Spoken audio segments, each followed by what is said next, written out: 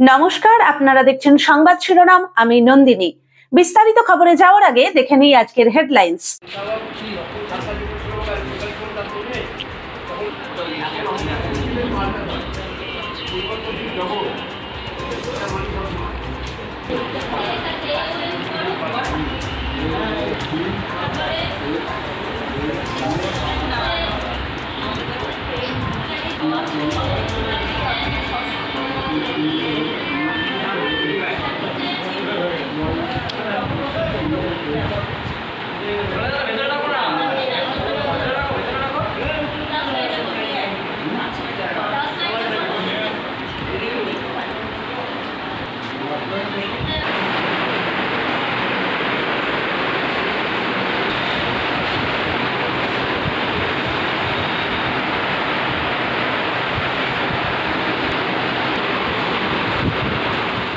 এই ক্লাব ফুটবলের দক্ষতা একদম স্মরণীয়। আজকে স্বেচ্ছায় রক্তদান শিবির, কি বলবেন?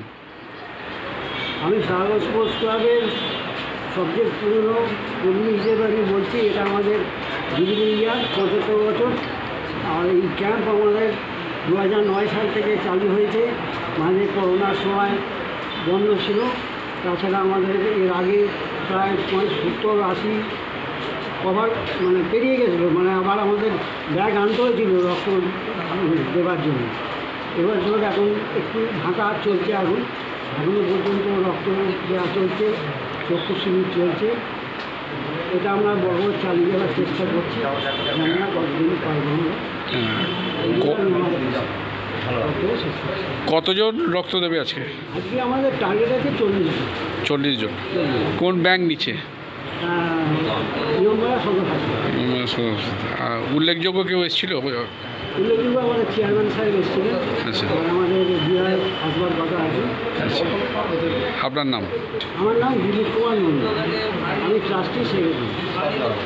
আবার রক্তদান শিবির, কি বলবেন? বলার কিছু নেই। আমার ক্লাব সংগঠন সমাজকে নিয়ে সমাজের পাশে থাকাটাই ক্লাবের কর্তব্য। সেই হিসাবেই একটা সামাজিক কর্তব্য হিসাবে এই রক্তদান শিবির আমরা আয়োজন করে থাকি। সারা বছর কী কাজ করে? সারা বছর আমাদের প্রধান তো আমাদের খেলাধুলাটাই প্রধান। আমাদের এখানে অ্যাথলেট প্রশিক্ষণ শিবির চলে, ফুটবল প্রশিক্ষণ শিবির চলে। এবছর ফার্স্ট ডিভিশনে আমাদের মোবাইল দিয়ে উঠেছে, সেইটাই গর্বিত। কতটা করবেন? অবশ্যই গর্বের বিষয়। এর পাশাপাশি আমরা চেষ্টা করি সমাজের পাশে দাঁড়াবার, সমাজের বিভিন্ন কাজের মাধ্যমে, সামাজিক প্রকল্পের মাধ্যমে মানুষের সেবা দেওয়ার চেষ্টা করি। অ্যান্ড্রয়েডের যুগে ফুটবল খেলা থেকে অনেক কিছুই বঞ্চিত হচ্ছে, কেউ ক্রিকেটে চলে যাচ্ছে। তা কতটা কনভার্ট করবেন ফুটবলের বাচ্চাদেরকে আনার জন্য? কতটা চেষ্টা করবেন? আমরা তো সর্বভাবেই চেষ্টা করি যাতে মাঠে বাচ্চারা আসে। বর্তমান সমাজ হয়ে গেছে নিউক্লিয়ার ফ্যামিলি, একটিমাত্র বাচ্চা, তাদের পড়াশোনার চাপ, তারা মাঠেই, বাড়ির গার্জেনরা মাঠে পাঠায় না। আমরা তারপরেও এলাকাবাসী এবং সমগ্র শহরবাসীর কাছে অনুরোধ করবো আপনাদের মাধ্যমে, ছেলেদের মাঠে পাঠান। মাঠে পাঠালে শরীর গঠন হবে, মানসিক বিকাশ হবে। তবু আমি বলি যে আমাদের মাঠে বিকেলবেলা প্রায় 40-50 জন বাচ্চা, 40-50টা বাচ্চা আসে, অ্যাথলেট ট্রেনিং করে। আমাদের মডাল সেক্রেটারি, আরও আমাদের কোচ আছে, আমাদের বিখ্যাত আলিমপুরের সর্বভারতীয় প্রতিনিধিত্ব করেছিলেন, তিনিও মাঝে মাঝে আসেন তাদের ঘুরিয়ে দেওয়ার জন্য। মূলত বিষয়টা হচ্ছে আমাদের ক্লাবের খেলাধুলা বেসিস ক্লাব। আমাদের এখানে মূলত খেলাধুলাটাই হয়, পাশাপাশি আমরা সামাজিক অনুষ্ঠান, রক্তদান শিবির, চক্ষু শিবির, তারপরে ধরুন স্বাস্থ্য শিবির, এগুলো আমরা করে থাকি। এবং আমরা খেলাধুলার মাধ্যমে আমাদের এই ক্লাবটা চলে। মূলত বিষয় আমাদের সকালবেলা থেকে কর্মকাণ্ড শুরু হয়। ক্লাবের কর্মকাণ্ড শুরু হয় বলতে সকালবেলা প্রাতঃ ভ্রমণে আসে, তারপরে আমাদের যেটা হয় সেটা হচ্ছে ফুটবল প্র্যাকটিস হয়, তারপরে আমাদের জিম আছে, জিম প্র্যাকটিস হয়, জিম প্র্যাকটিসের পর আমাদের বৈকালবেলায় অ্যাথলেটিক্স প্র্যাকটিস হয়। মনোরঞ্জন পোড়েলের তত্ত্বাবধানে প্র্যাকটিস হয়, অ্যাথলেট প্র্যাকটিস। সেই অ্যাথলেট প্র্যাকটিসে 50-60 জন ছেলেমেয়ে প্র্যাকটিস করে প্রত্যেক দিন মাঠে। এবং অ্যাথলেটিক্সে আমাদের গার্জেনদের তারা অভূতপূর্ব।